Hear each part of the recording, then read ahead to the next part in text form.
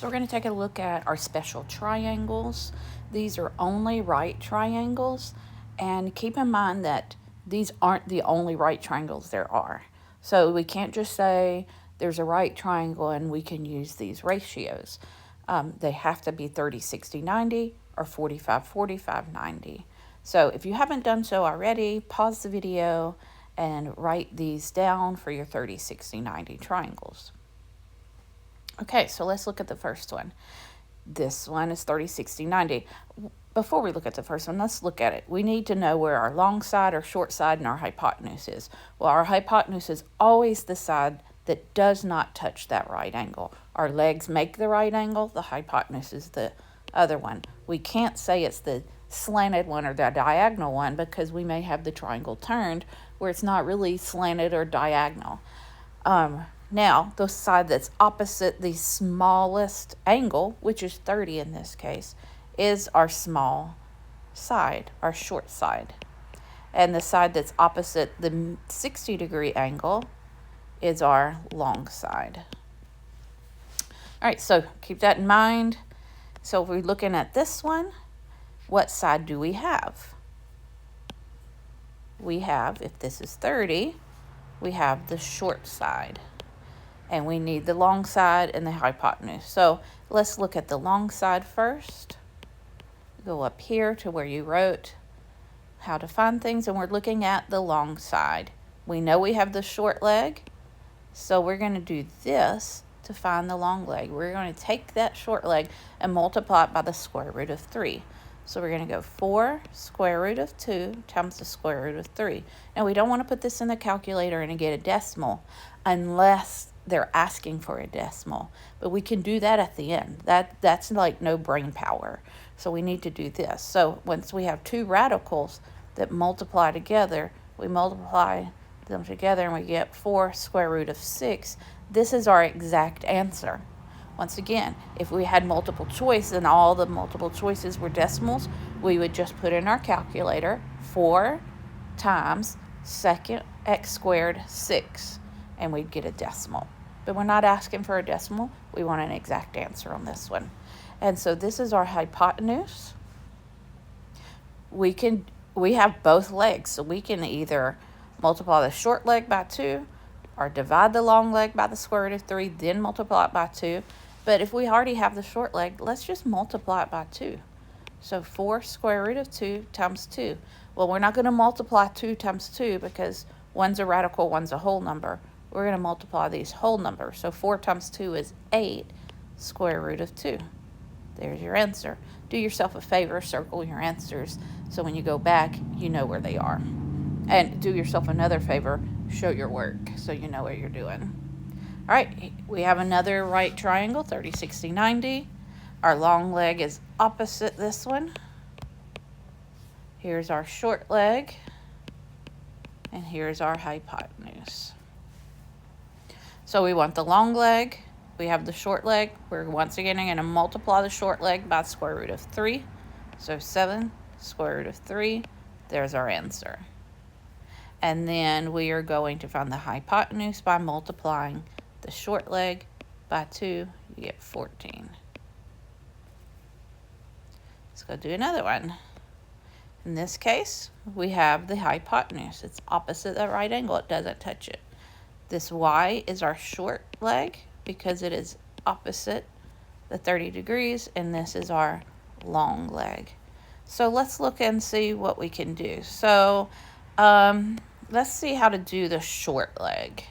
We have the hypotenuse, so we're going to divide the hypotenuse by 2. So we're going to go 20 divided by 2, and you get 10. And then, once again, we find the long leg. We can either divide the hypotenuse by 2, then multiply it by square root of 3, or multiply the short leg by square root of 3. Well, in this case, we've already divided the hypotenuse by 2. We got 10. Now let's multiply it by the square root of 3. And there you go. And this one, don't say we have the hypotenuse. This is the hypotenuse. It's opposite the right angle. This is our short leg, and this is our long leg. So we have the long leg, we need the short leg. Let's look. It says divide the long leg by the square root of 3. Now this is a little bit of Algebra 1 review in this case. We got to go 12 divided by the square root of 3. You don't want to keep that radical in the bottom. If you have decimals as your answer choices, just plug this in the calculator. 12 divided by second x squared 3. I mean, it'll give you your decimal. But if you don't, and you don't see your answer choices with the square root of 3 in the bottom, they rationalize the denominator. So I'm going to multiply it by 1, but in this case, our 1 looks a little different. Remember that anything over itself is 1. So square root of 3 over square root of 3 is 1. So I'm multiplying 12 times square root of 3 by 1, and it's not going to change its value. It's just going to look a little different. So 12 times the square root of 3,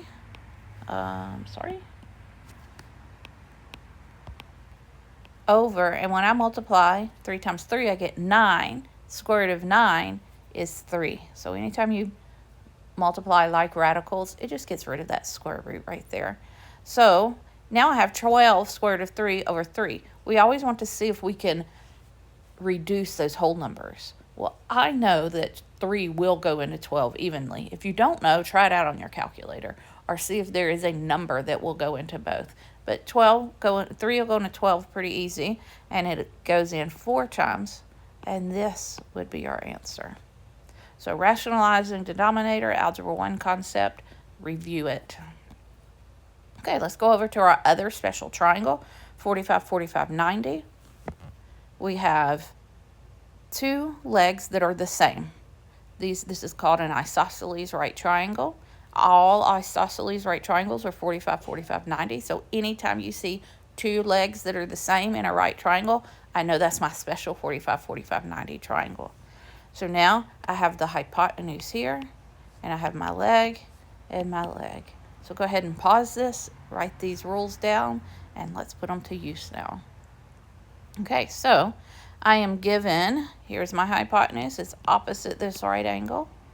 So here's a leg, pretty easy. I know that x is going to be 3. Now this is my easiest one. I'm either multiplying by the square root of 2 or dividing by the square root of 2. And remember that our hypotenuse is always the largest side in the right triangle. So I'm going to multiply, because multiplying gives me a larger number when I multiply by a whole number or a number larger than 1. So in this case, I'm going to take 3 and I'm going to multiply by the square root of 2. I'm just going to leave it like that unless I wanted a decimal. Okay, here's my hypotenuse.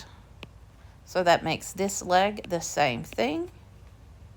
And so now for my hypotenuse, I'm going to multiply it by the square root of 2. Remember, I'm going to multiply the radicals, leave the whole number. So I get 2 square root of 6. Okay, on this one, I have the hypotenuse. I want the legs. So I'm going to go up here. Remember, if I have the hypotenuse, I want the leg. I'm going to divide the hypotenuse by the square root of 2. So I'm going to divide this hypotenuse by the square root of 2. Here's another one that I have to rationalize, just like over here. My one's going to look a little bit different, but this time it's going to look like this radical. So 4 times the square root of 2 over, and then square root of 2 times square root of 2 gives me square root of 4, which is 2, or I can just take that radical off. And so now I know 2 goes in the 4 evenly 2 times. Leave that square root of 2. There's my answer. And the leg over here is the same way. Go to this one. Look, I have my hypotenuse. So the other ones are my legs. I'm going to divide my hypotenuse by the square root of 2. I don't have to rationalize this one, because if you look, those are the same. So anything divided by itself is 1, which now makes 10 times 1, which is 10. And that makes this one here.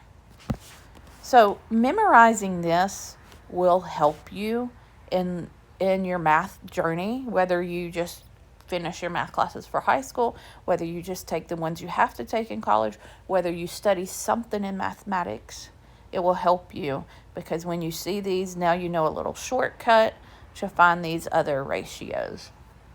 These other sides using these ratios.